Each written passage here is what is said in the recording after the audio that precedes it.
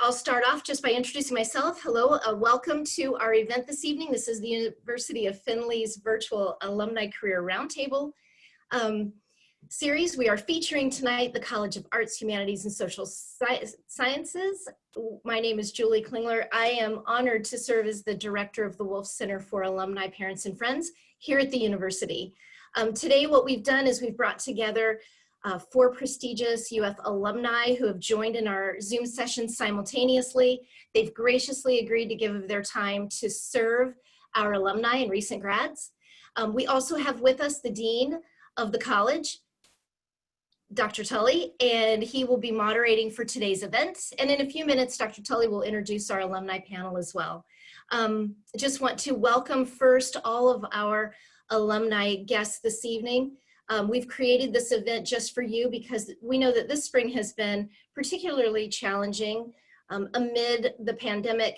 Many of you find yourself in this uncertain economic environment, and it's affecting a lot of job searches. So we are here to help. So during the next hour, you'll have the chance to learn from our expert panel as they discuss some of the questions that you submitted to us and other questions as well. At this time, I'm going to turn things over to Brad Hammer. Brad is University of Findlay's Center for Career and Professional Development. He is the director of that office, and his office is partnered with mine to bring you this event today. Brad?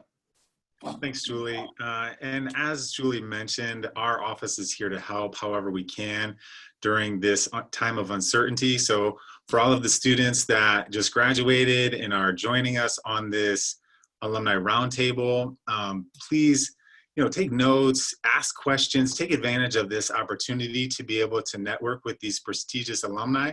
But do know that our office is here to be able to help with your job search, whether it's resume, interviewing, anything that is career development related. That's what our office does, and we're here to help. And we're happy to partner with the alumni office for this event, as well as the formerly College of Liberal Arts. The Arts, Humanities, and Social Sciences. I always get that wrong.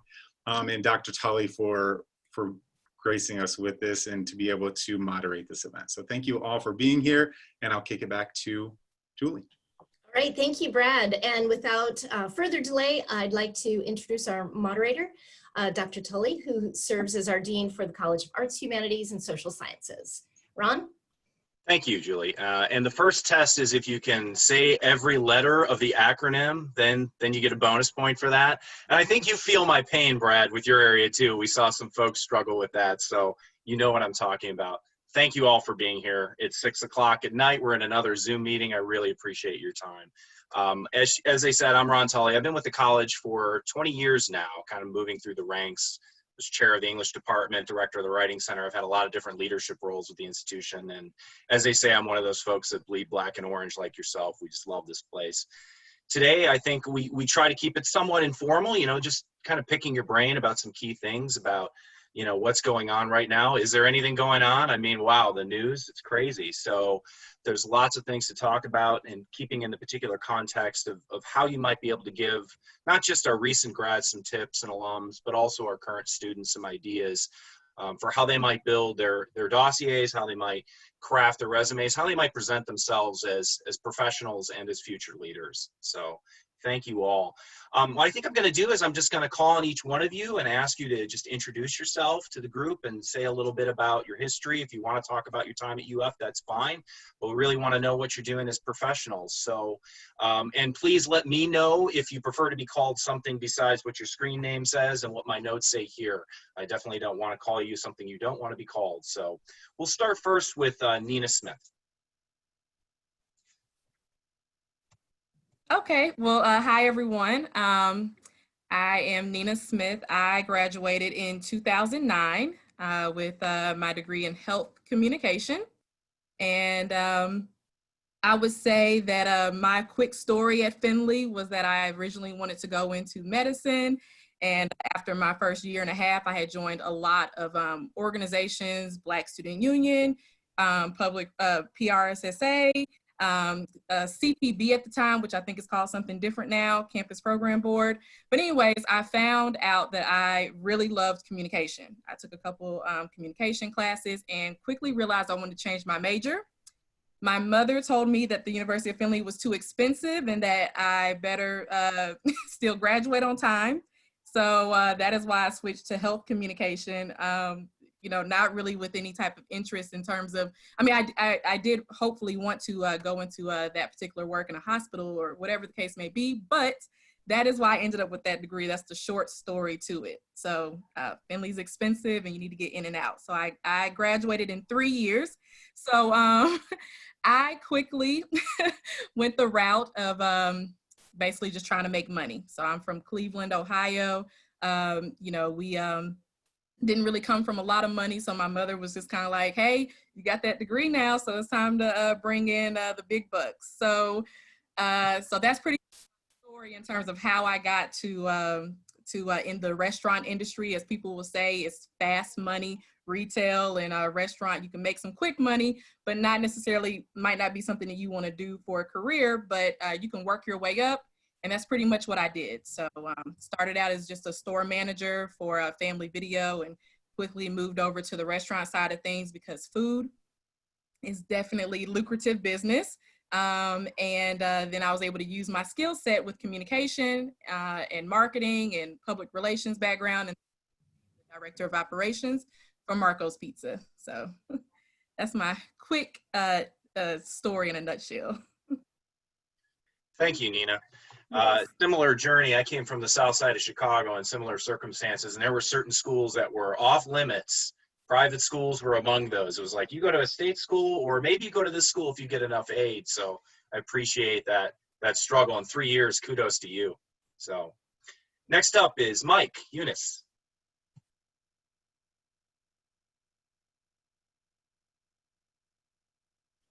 You're muted, Mike. I was just following instructions. How is everybody? I'm unmuted now. And hey, that's tough for a radio guy to be muted. But I graduated in 1980, the very first person to graduate with a broadcasting and communications degree from Findlay. And I'm proud to say I did do that for about 10 years. But Findlay really brought me out of my shell. It gave me that ability to communicate at different levels, especially at a level. I think that helped me really basically do whatever I wanted to do because I could write and I could speak. And if you can do those things, you can pretty much, learn the rest of it, right? I went right from Findlay to broadcast stations in Cleveland because I'm from Cleveland. I had to go home and say hi to mom and dad. So I got my first job in radio in Cleveland as a promotion director. I did a lot of volunteering. My internship from Findlay took me to Cleveland, and the station that I worked at hired me after my internship. And that was invaluable, that kind of experience. I didn't immediately go into a revenue position. I still volunteered my time for a little bit of time to get into the station and get on the radio. And that paid off because I did become one of their management people and stayed there for a few years, was on the radio. It was my goal to be in radio. In the mid-'80s, radio changed. So after about 7 years of that, and I got fired and pushed away and bought out by so many other broadcasting stations, I had to figure out what my career would be next. And it was advertising because it was kind of a spin-off of broadcast. If you knew broadcast, it's all about advertising to keep you on the air. So I learned that inside out and was able to go and work for Fortune 500 companies in Arby's was one of them, in Miami and Atlanta, and also Pepsi-Cola New York and Canada. So my career definitely launched me, not my education launched me into those careers, and couldn't have done it without the ability to be a big fish in a small school. And I hope you guys had that same experience. Thanks, Mike. And I mean, that's a good juxtaposition too, thinking about where radio is now compared to when you started in it, and the fact that you could segue into another career because of the skills you built on one area. It's a great story. Thank you for sharing. Thank you. Okay, next up is Amanda.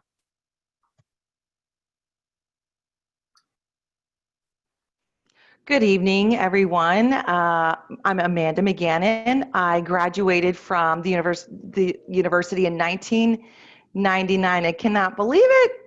But I was I was a scholarship athlete. I was recruited to come there to play softball. Otherwise, I would have probably gone into the military or something like that.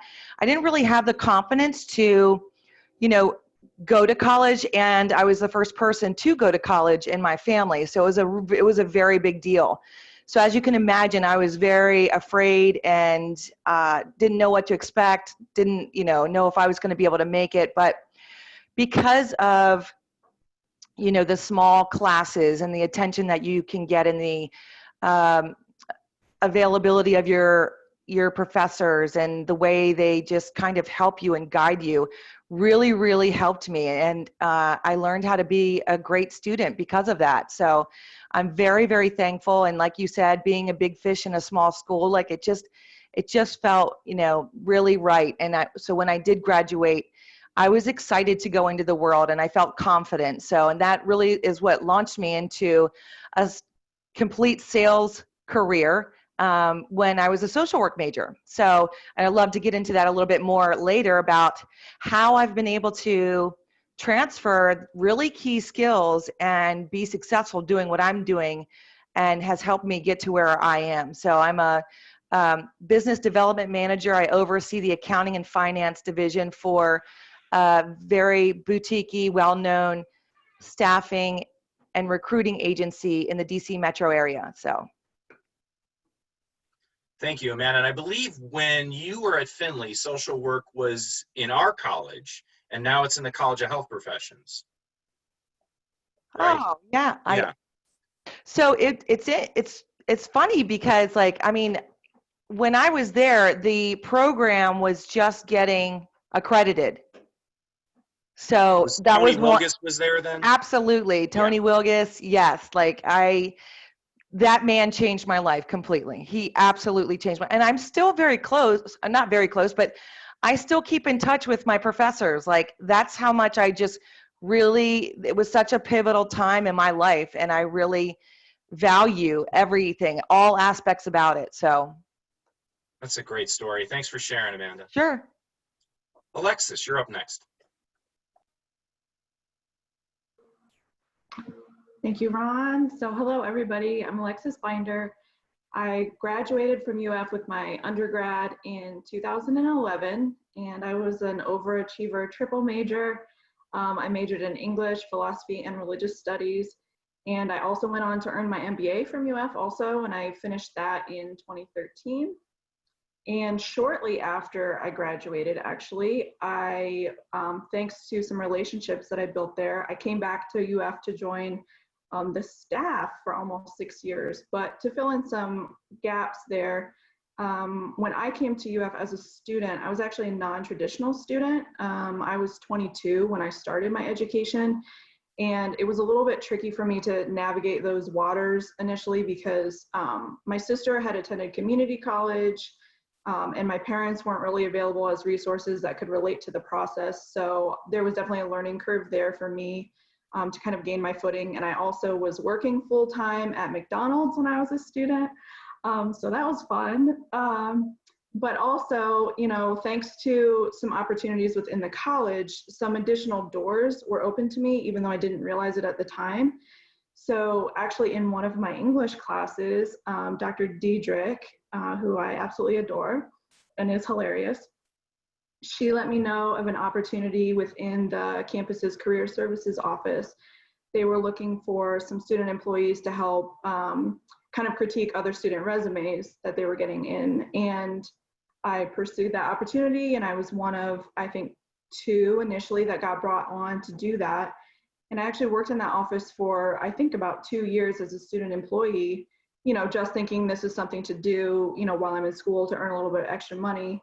And actually, about a year or so after I graduated with my MBA, thanks to the relationships that I had built in the career services office, I was made aware of an opportunity to join the staff as an actual employee. So I was really thankful for that because in the meantime, I had realized that that was really an area of interest of mine, that family members and friends were reaching out to me like, hey, Alexis, can you look over my resume real quick? I just want to get, some feedback. I want to apply for whatever. So I was doing that anyway. So when I joined the staff at UF, I absolutely loved the people that I worked with, and they're on this video. And I really, really enjoyed my time there. I saw a lot of changes within the office and a lot of progression. And I really enjoy kind of staying on top of the, as we would say, careers industry. It's really what I really enjoy doing and helping people kind of figure themselves out along the way as well. So now I actually own my own business with a partner, and it's called B&B Career Consulting, and we do just that. So rather than working with university students directly or alumni directly, we work with anybody and everybody to help them get prepared for their next professional opportunity, and I love it. Thank you, Alexis. It doesn't seem like you've left. It seems like you're still here, and I'm going to pretend you are. A little bit, okay. Yeah, no, definitely your services over the years have been invaluable to our students, and I really appreciate you taking the time. So I'm going to ask all the panelists a few questions. We don't necessarily all have to answer the same question, but I'll try to solicit responses. I won't call on you individually, whoever wants to step up and respond to the questions. I think I'm going to start with something that's kind of related and we can all appreciate. So from your own perspective, tell us how COVID has changed the job search process, employment process. Obviously, we all know we're on Zoom a lot more when we're working, but from your perspectives, how has it changed that entry level for maybe those new employees? How do they enter into employment? May I begin? Okay, you can hear me? Yes, absolutely. Okay. I am very fortunate. I'm working with an ad agency out of Cleveland right now. They're actually a business development agency as well. They work on customer experience and so on. And right now they're on the search for new talent. It's, I think, the biggest difference between when we were all looking for work and what is going to happen now within the crisis and beyond is that whole technical thing is going to step up. You've got more people, they're going to be remote working, and they're going to be in a contactless kind of situation where they're going to have to learn how to use digital. They're going to have to use the brick and mortar office experience. May not happen for a couple of years, where people get, confident to open up their spaces again and bring people back in. So digital spaces, communication, ways to manage your work, workflow processes, it's going to be digital. So knowing as much as you can about the digital world, the tech world, and becoming tech savvy is going to be very critical, especially in this, what's called this contactless work environment we're in now. We're going to be in beyond COVID, and it may be on for an extended period of time. So if you are somebody who's kind of old school, you're going to have trouble finding a job, keeping a job, unless you're able to telecommute and you're able to work digitally and within those platforms that help us communicate. Thanks, Mike. Others want to add to that? Yeah, I would just like to add that, being in the staffing and recruiting, while there have been so many companies that did put the brakes on their hiring and recruiting efforts, there have also been a lot of companies that have not been able to afford to do that. So like Michael said, being able to be situated and set up and be comfortable to be able to conduct an interview that is like on Zoom or what have you, like we've been able to continue our recruiting and staffing efforts because we've already been doing business like this. So I think just being able to, adapt and adjust and kind of just figure out how to succeed and, go from there. But again, it's interesting because it's not, when we're conducting interviews or when my team is conducting interviews, we don't want to see someone in, their pajamas or, that we don't want to see, we're looking at everything around that is in that window. And we're also looking at, of course, all the intangibles, but we really want to see that, you're comfortable on screen and we're going to conduct an interview just like we would if we were in a conference room and you're sitting down. So that's what we want to see. But don't get discouraged because a lot of companies are hiring. And you may have to go good towards. to hear too. You Yeah, may and I think one of the themes that you're expressing there is adaptability, just being Yes. able to constantly, wherever the bar goes, Yep. move that, yeah. adapt and adjust. So, and also just to reiterate, like sometimes you're going to have to go to the opportunity. You know, you can't, if you're in, you know, an area that's just not hiring, or you can't find a job where, you know, it's just not working, but you're seeing hiring or, you know, opportunities popping up other places, you have to be able to go towards the opportunity and not wait for things, and not, you know, just constantly be trying to figure out like how you can make it work. So if you're in Findlay or you're in Columbus, but hey, you know, there's all these job opportunities in the DC metro area, you know, tap into your alumni, tap into family and friends, and figure out how you can get towards there and see if you can make something happen that way. You know, one thing I might add to that, if I could, not to be speaking too much here, but it is also kind of getting over yourself too a little bit. You may out there say, hey, this is what I'm really great at. This is what I went to school for. It doesn't matter. Get into a company. Take that job. It's a little different. Maybe it's a little less level than you were hoping for. Prove yourself, get in, and you'll climb. You got to take those opportunities as they come, because you're not going to be able to say, this one looks nice. I'm going to wait a little bit and see if this one comes. It may not come. Yes, there are opportunities out there, but it's also another way to broaden your experience level. Take that other job. Take the one that's over here. It might not be the one you train for, but you have to be open, and don't say, well, I've never done that. I don't think I can. No, just say, I can do that, and learn how to do it. Yeah, that's a great point. I was thinking about Alexis bringing up that she was working at McDonald's while going to school. I think about every job I had like that I was kind of dismissive of at first. It still taught you something. You carry something from that experience with you. Thank you. Any others want to respond to this question? Or if not, I can move on to another question.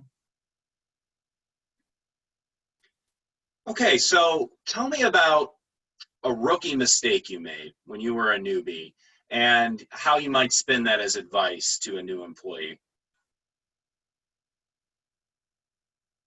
Oh, I'll definitely respond to this. So I think something that, yeah, I'll just say, so, you know, when I first started officially in my career, I had some ideas, but I really kind of like went for it a little too much, I think. And so what I mean by that is, I think it's important to be able to adapt, as everybody was saying tonight already, and be able to have initiative, but also maintain a sense of learning and a willingness to learn. Because, yeah, I mean, there's certainly value that you're bringing to the table, otherwise you wouldn't have been hired. But at the same time, you're working alongside other folks that have probably been doing this a little bit longer than you. So while you are bringing fresh ideas to the table, really take an opportunity to learn from their experience as well. So have initiative, balance the initiative with a willingness to learn from others as well. Thank you. I was actually going to say the exact opposite for me. I think that I was too timid in my job at first. Didn't really want to speak up, didn't want to rock the boat, because everyone that was there had been there for, 15 years plus. And I was just like the new, fish on the block. And so I really didn't want to give out my new ideas. And that's actually what got me promoted and what got me to where I am today. And so I would say, as Alexis said, just try to find your voice and try to find that happy medium, not necessarily being overly aggressive, but, don't be afraid to just, be able to express yourself, because we are in a new era now. And that just because people have been doing the same thing for 10, 15, 20 years, doesn't mean that your voice doesn't have value, but also be humble when you first come in. You have a lot to learn from everyone else as well. But one thing that I wish I would have done was just be a little bit more vocal in the very beginning. And see, that was my mistake.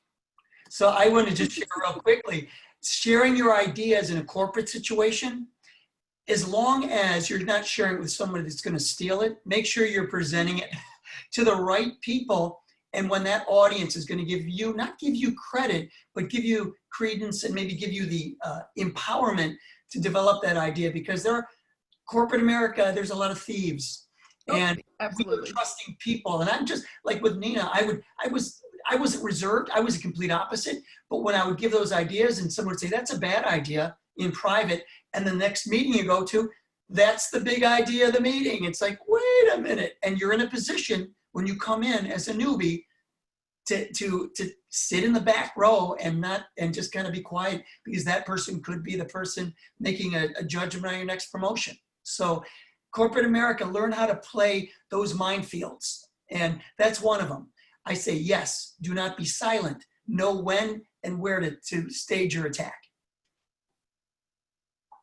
Yeah, for sure. I just want to add, like, just be cool for like the first 3 months, like, just play it cool, do everything, knock everything out of the park as far as your expectations, but be cool until you get to know, who's really there to see you grow and that, wants to help you, like, do better and succeed.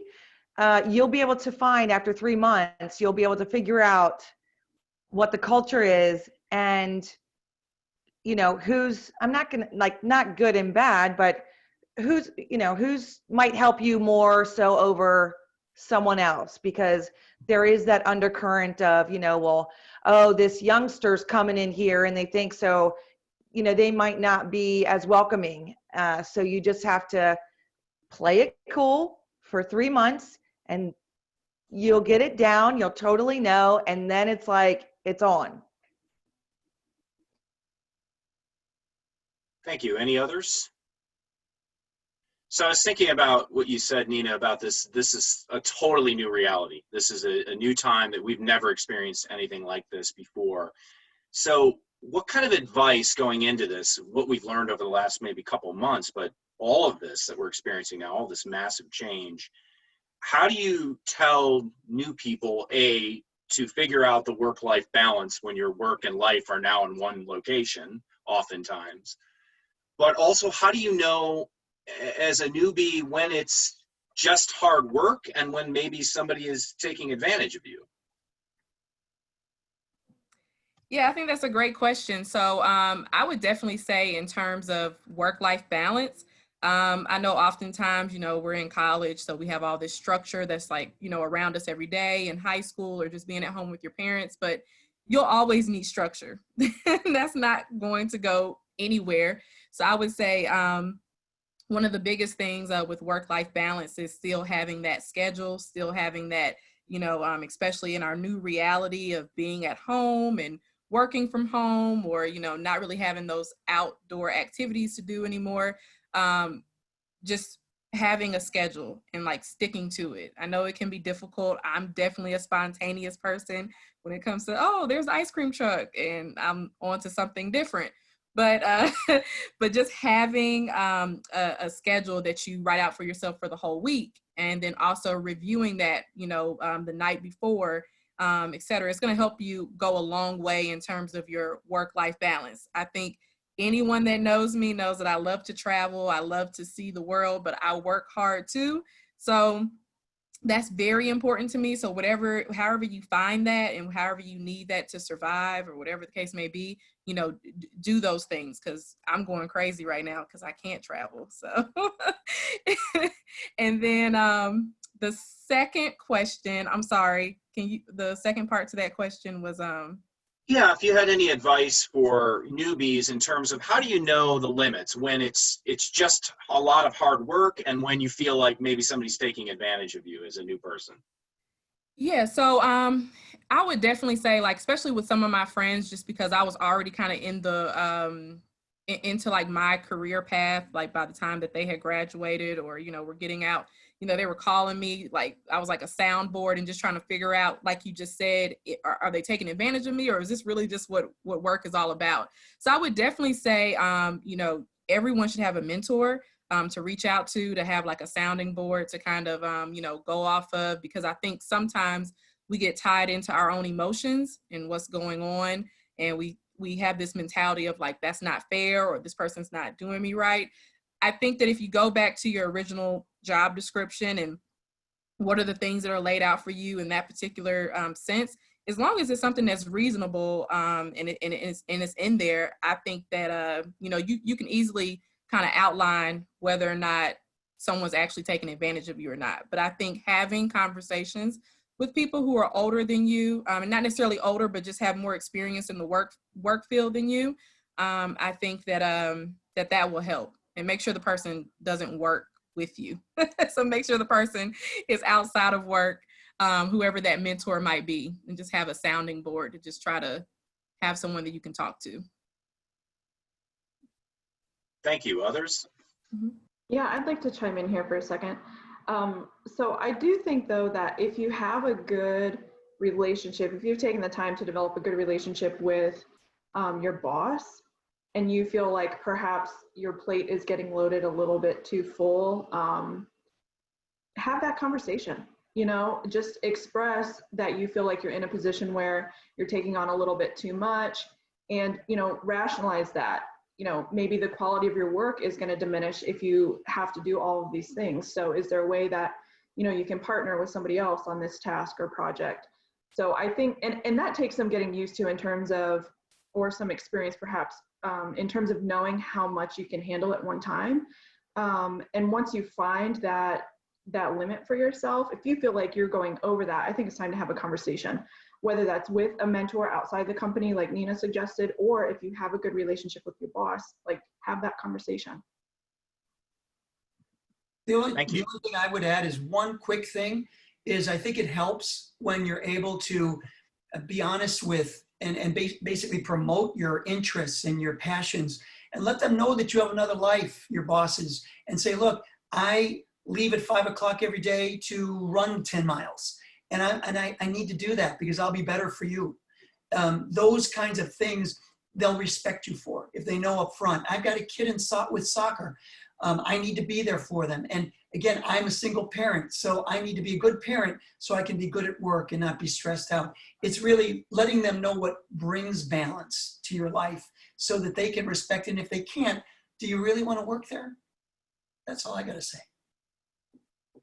I think that's so important. Sorry about that. I think that's so important, Michael, just because I think oftentimes we go into a job and, we want to try to give that best effort, and we want to, say yes to everything. And I think he brought up a great point. Just be honest and upfront from the beginning, because you'll actually be surprised. A lot of employers will work with you. It's all about that honesty.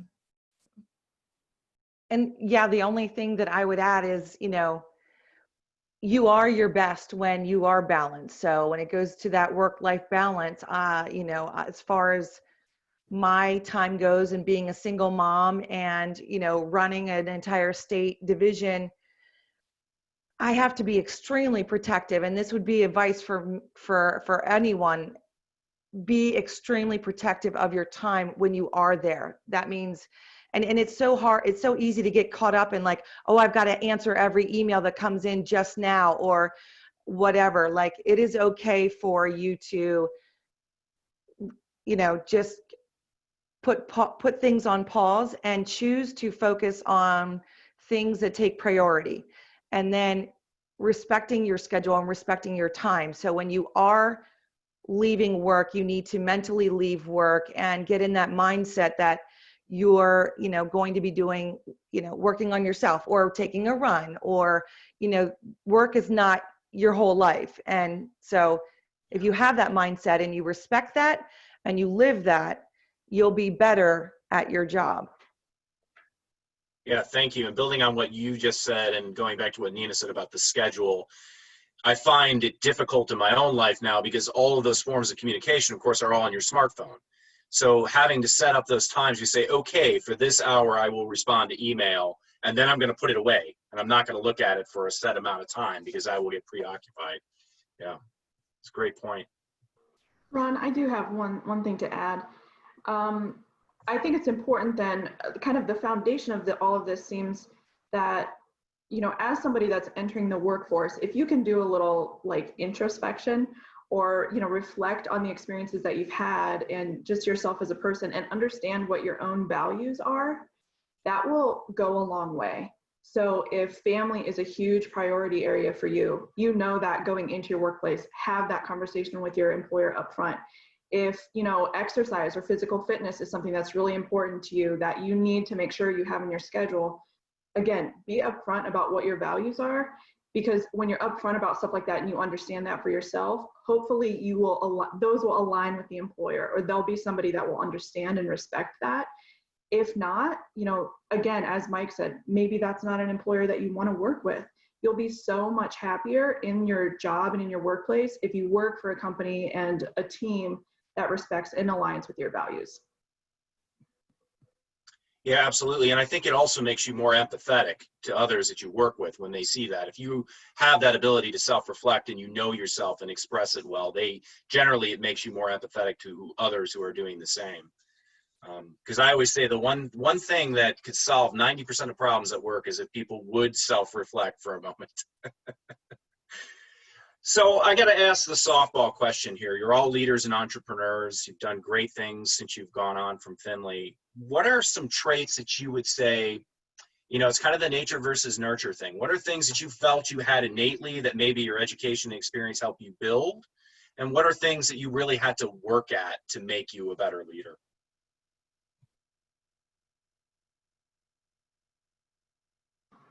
I'll start. So, you know, the school stuff comes pretty naturally to me. So I'm a good learner. And that helps me in my work, obviously. But something that is not natural to me actually is, you know, relationships, developing and managing relationships. And which is funny because it's so important for my work. But it is something that I've had to work on consistently and constantly, and still, you know, working on. Nobody's a master at it. So I would say learning, I was good to go there, but relationship development and management was something that I've definitely had to listen to feedback about and understand myself a little bit better and how I potentially come across to other people, and be open to hearing that feedback. So relationship management, I would say. If I'm on the other end of that, so I'll go next. I'm a soft skills person. So what that means is basically I'm a relationship person. I'm a feeling person. It helped me when I was with a corporation where I had to hire a lot of people because I was a good judge of character. What I would say the problem with that is sometimes I would fall in love with the person because of who they were, but then saw that they lacked in some of those skills they needed. But then it was my job as a leader to help them get what they needed. And I did. I at one time ran 110 people across 2 countries in marketing for Pepsi Cola. And it was daunting, you know, all of the personalities and all the things you're managing.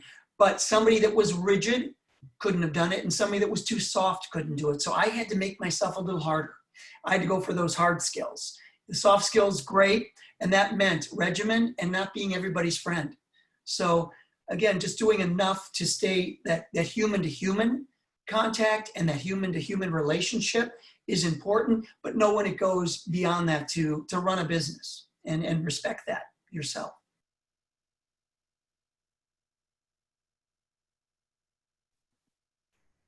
I would say for me, I'm very relational as well, which is a big reason why I'm not in social work or in that type of role. And I have had a very long career thus far in, you know, being a sales executive or a business development type of position. So for me, you know, it was something that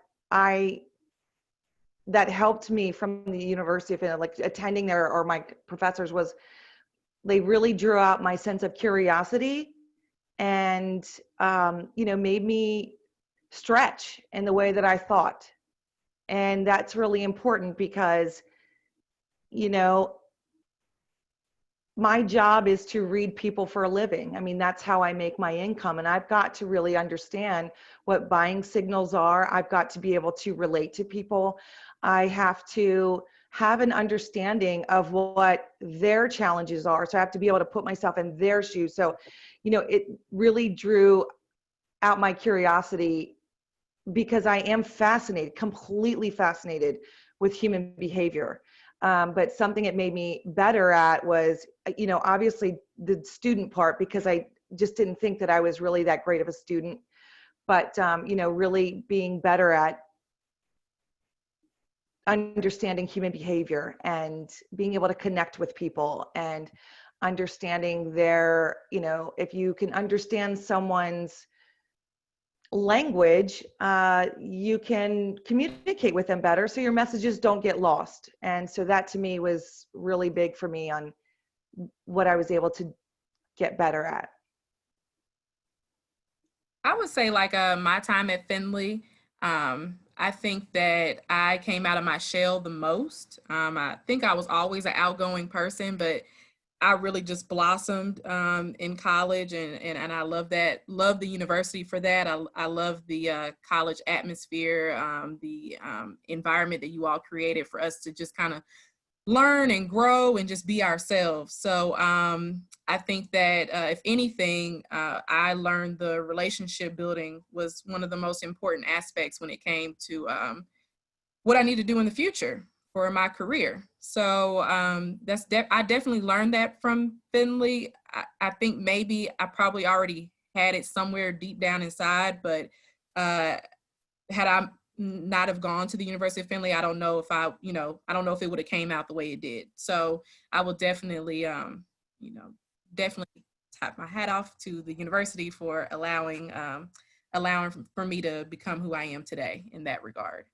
And I would say just one thing that I had to work on was just constantly being a student, right? I mean, so, oftentimes, with school, you graduate and you're like, okay, I have this skill set now and, let me run with it. But you always have to have that continuing education. You always have to be a student. And so just always having that particular part around you will be important, because that's an invaluable skill. Because some people will just will still have their education from 1990 or and they weren't going to continuing education classes. So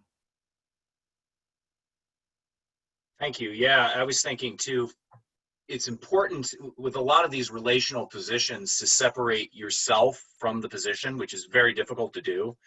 I think one of the things I learned as I moved up in management was, if you take things personally, it's going to be a very long life. To fall on the sword in certain situations goes a long way with your employees, even when you know that that was not your issue, you weren't in the wrong. It just ultimately doesn't matter. If it's going to smooth something over and it's a minor thing, that goes a long way relationally. And it took me a long time to learn that. So I'd like to get into maybe a student question for you all. One of the student questions that came up was, what was the biggest adjustment you needed to make when transitioning to your first position after college?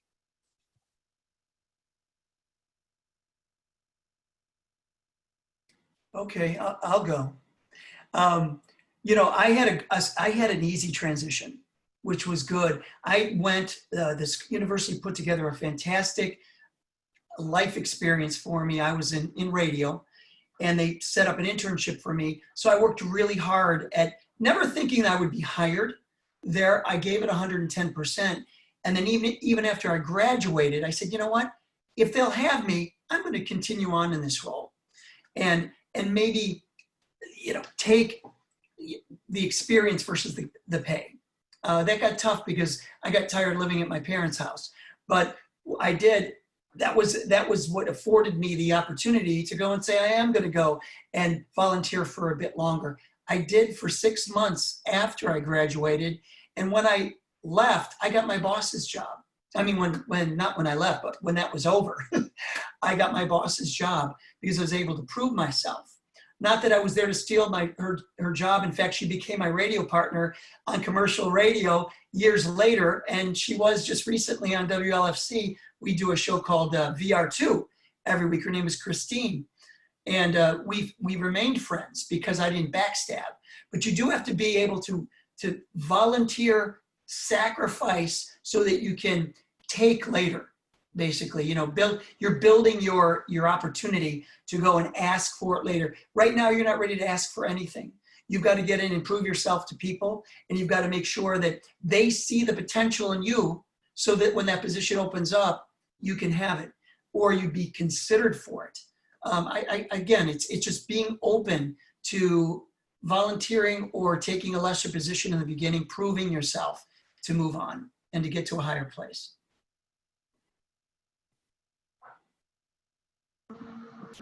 I would say for me, one of the things that was most difficult transitioning is, and I think Nina and Mike actually kind of touched on this a little bit, was like learning or understanding how to navigate the politics of the workplace. You know, it's kind of an unfortunate thing, I think, because, well, I tend to be very honest and blunt with people, and my patience runs thin still, even to this day, for people that I feel like are not being genuine. But honestly, like being able to navigate those waters successfully and in a smart way is really a skill that takes a lot of getting used to and a lot of practice, but it really will serve you well. So as long as you're staying, again, genuine and authentic to yourself, having that skill, I think, is a good one to have in the back of your mind. So I actually moved away, you know, that was my first career job. I started at the Family Video right there in Findlay, right on the corner there, saw the sign for hiring. But they quickly moved me to, after I finished my manager and training program, I moved to Tennessee. And I would say that that was a big adjustment for me. Not being around any family or friends. And then I quickly found out in my particular role, I ended up traveling. So I stayed in a lot of hotels the first 3 years of the company. So I just went around opening up stores. So I would say the biggest adjustment for me was just getting out of my comfort zone of having my college friends around me, or, you know, having family to just, you know, go over to their house or whatever the case may be. So I would say that was a pretty big adjustment for me, but I loved it. So I kind of feel like for me, going through the social work program with Professor Mickey and Professor Wilgus, you know, I feel like it was such a like maybe because we were getting accredited or whatever, it was just like we were expected to do more. I don't know, but I really felt prepared. And my first job out of college was, you know, to be a social worker at a nursing home and subacute care facility. So I walked into that position and I knew how to do it. Like I had to maybe, you know, study up on some state laws and expectations and that sort of thing. But I really had the confidence in my skill set because, you know, I had already been, you know, because of the rigorous internship expectations that I had to meet when I was at Findlay, you know, I had already been in this atmosphere. So it wasn't that different for me. And then we also, you know, Professor Wilgus, we did role playing, and, you know, we were in suits, and, you know, the big, you know, stand with a big video camera was taping us. And so I honestly feel like I was just so prepared. What I wasn't prepared for was, you know, now that I'm getting a paycheck, how do I manage all these things? So that was really difficult for me because it was like, okay, wow, I feel like I'm really good at what I thought I was scared about, but now I know I'm really good at that, but I'm also like not really sure on how to manage my finances and like do all these things, you know. So you figure it out, but the good thing is that I felt very prepared when I did enter the workforce. So that is the highest compliment you can pay a professor. I was thinking about a recent graduate to a doctoral program who came out of our master's program in English, and her comment was, the PhD process was easy for me because of what you did in the master's program. So that's the ultimate. We have about 10 minutes left, so I think I want to switch gears a bit and maybe give you all the chance for any, you know, personal advice you want to give or other comments, just in general about, you know, what would you say to new students today? This is a brave new world 2020. The changes are just beginning to start. What would you say to them? What advice would you give generically?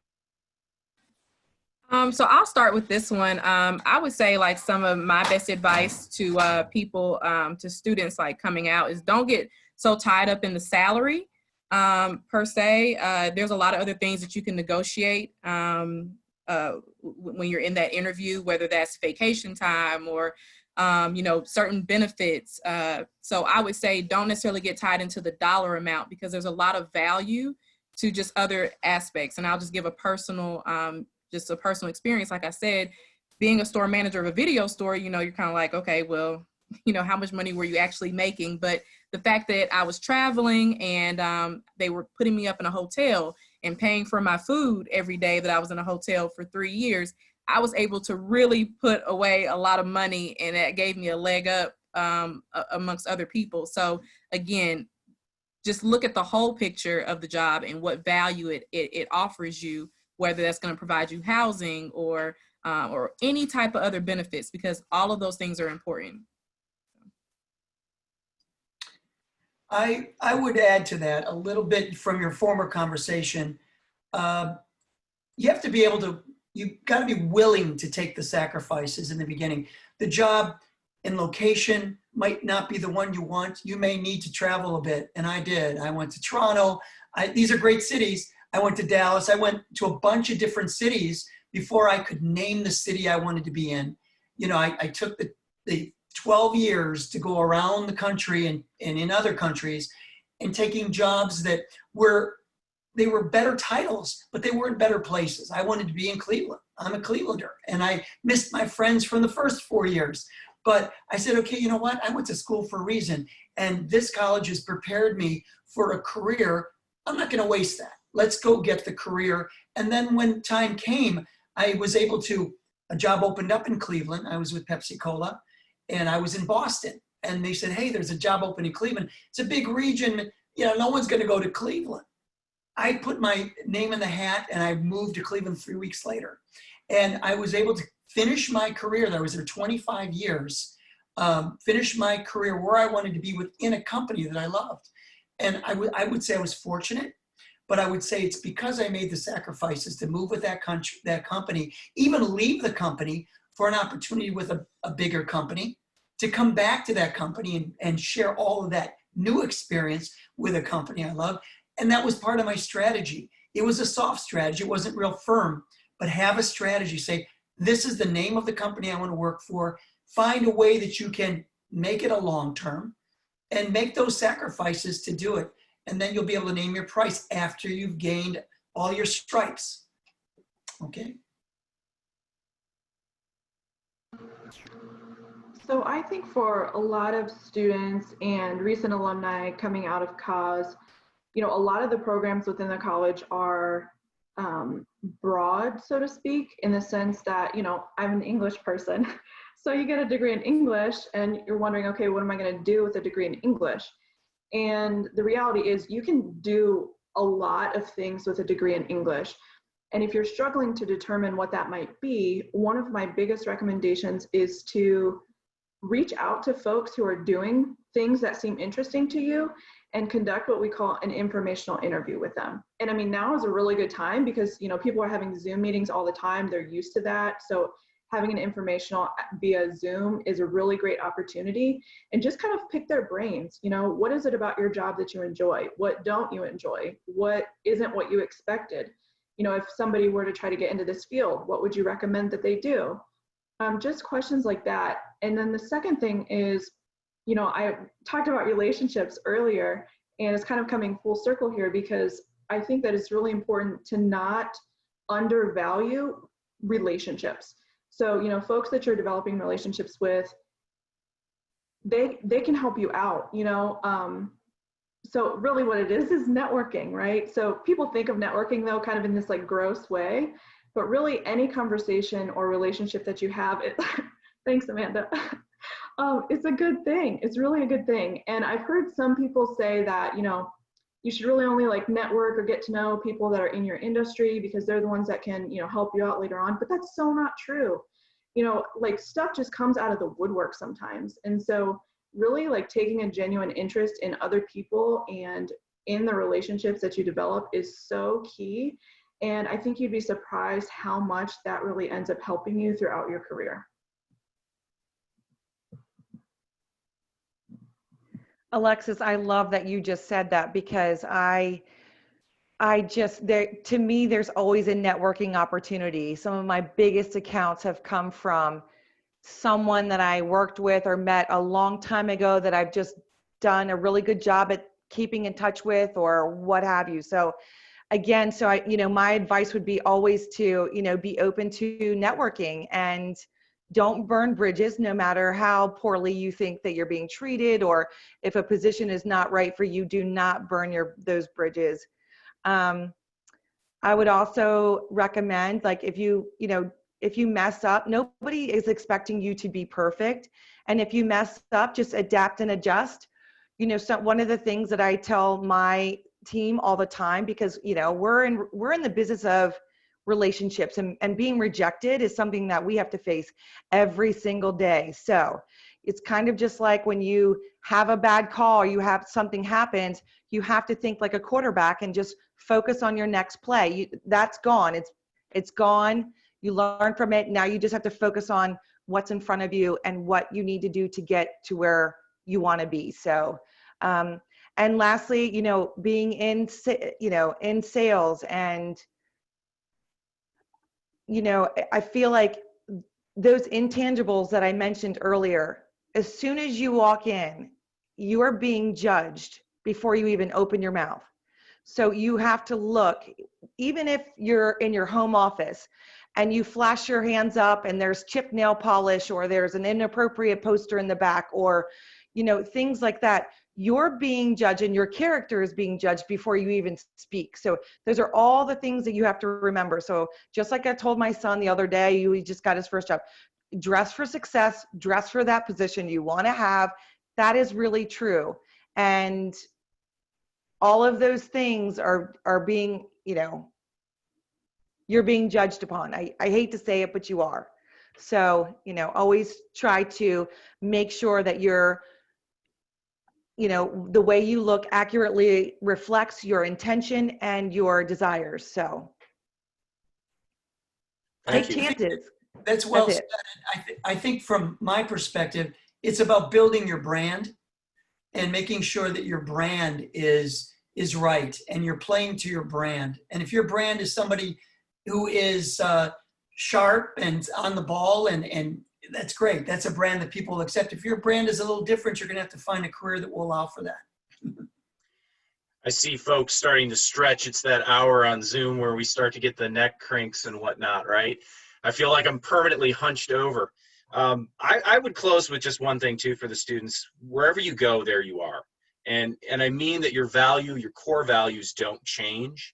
And I always tell students who are getting ready and they're kind of skeptical about accepting a position, you can change. You can try a different position. If it's not working out and your intuition is telling you this is not the place for you, this is a wrong place, then trust that, because your core values don't change no matter where you go. Adaptability of traits and skills, that can happen over time, but you should have your core values with you. Thank you all so much for being here, especially at 6 o'clock and another Zoom meeting. It means a lot to our students and alums, and I can't thank you all enough. Thank you. All right, Ron, thank you so much for being here today and moderating the session for us. We truly appreciate your assistance. You've done a great job, as I knew you would. So thank you, thank you. I want to also next thank our alumni panelists. You've all taken time out of your busy lives and your schedules to help us mentor these UF young grads. And you have truly made a special impact on their career journey today. And you've done so in great Oilers spirit. I've loved the conversations and all the comments about how UF is what really prepared you to get out there and be successful in your careers. So thank you for all that. Our students and young alumni, thank you for being here today. Please remember that the Center for Career and Professional Development and the Alumni Office, both of them, we're here for life. And so we were here with you to help you always throughout your journey. Thanks to everyone on the staff team that has made this event a success tonight. And as I said earlier, in case you missed it, we are recording the sessions and we're using those in a variety of ways now, which is great. So these videos will be linked on the CCPD website and the alumni site, but also just to be used as resources for young grads down the line. These videos and everything you've done here will be so helpful. So I'm going to turn things over to Brad and let him say goodbye. Brad? Thanks, Julie. Yes, I want to echo the gratitude to all of the alumni panelists. This was truly a great event, great advice. We really appreciate you taking the time. And again, we'll be using some of these little captions and cutting them and putting them into different videos in order to be able to make sure that we get this information out to our students and our new alumni. So thanks again for being here, and I'll kick it back over to Julie. Okay, just a final goodbye. So thank you again to everybody for being here tonight, giving up your time. Appreciate all of you and are eager to see all of you at alumni events on campus in the future. So good night, everybody. Stay healthy, stay safe. Thank you. Bye, y'all. Bye, Mike. Take care. Talk soon.